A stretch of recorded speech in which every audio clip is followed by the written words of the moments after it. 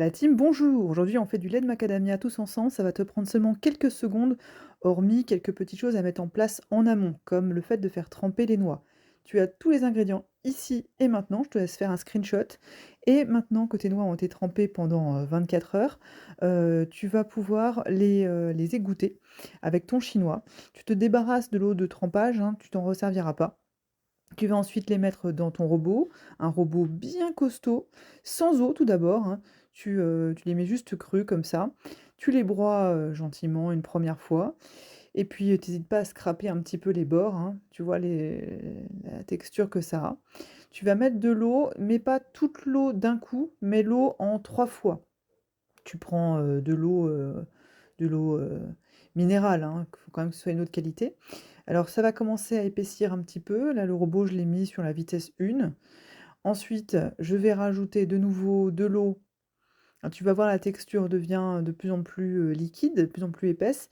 Alors j'ai mis 500 millilitres d'eau, c'est vrai que dans certaines recettes de laits végétaux, tu verras qu'ils en mettent plus que moi, mais c'est parce qu'en fait, moi, je voulais quand même un lait qui soit assez épais, assez onctueux. Mais, libre à toi de mettre, jusqu'à, 600, 700, 800 millilitres d'eau, hein, ça dépend de la consistance, désirée. Alors tu vas voir que donc au fur et à mesure, ça devient de plus en plus, onctueux. Voilà, donc là, tu vois, j'ai mis le robot à une vitesse, un peu, supérieure et tout ça, ça te prend vraiment que quelques secondes, hein.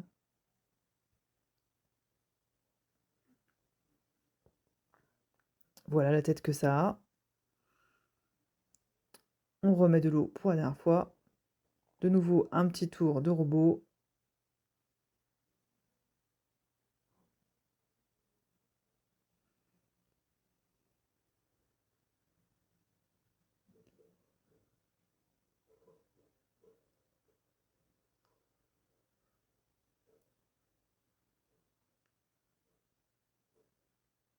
Bon, c'est là que on va commencer à, rentrer dans le concret puisque là, tu vois, j'ai une bouteille, coucou, heu, une bouteille en verre, hein, c'est important et puis je mets mon entonnoir. Je mets ensuite mon étamine, donc c'est tout simplement un tissu très fin, hein.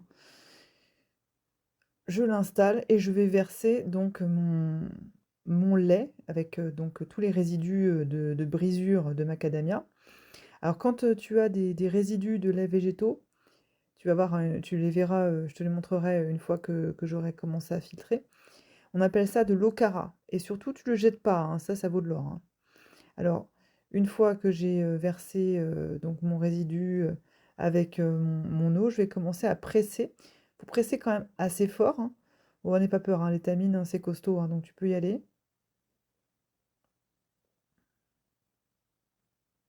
Alors tu auras peut-être besoin de le faire en plusieurs fois, hein, parce que tu as vu là, j'ai pas versé tout le contenu de mon robot, hein.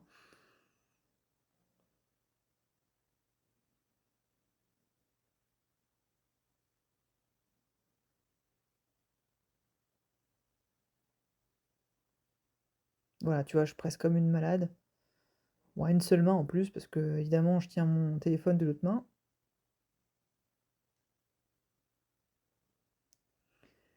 Et tu vas voir à quoi ça ressemble, hein. C'est, on dirait des petits copeaux tout secs. Mais ça, en fait, ça te servira à faire des crumbles, des pâtes à pizza, ça te servira à faire des cookies, enfin pas mal de choses. Alors, j'ai filmé le lait pour te montrer un peu quelle texture ça pouvait avoir.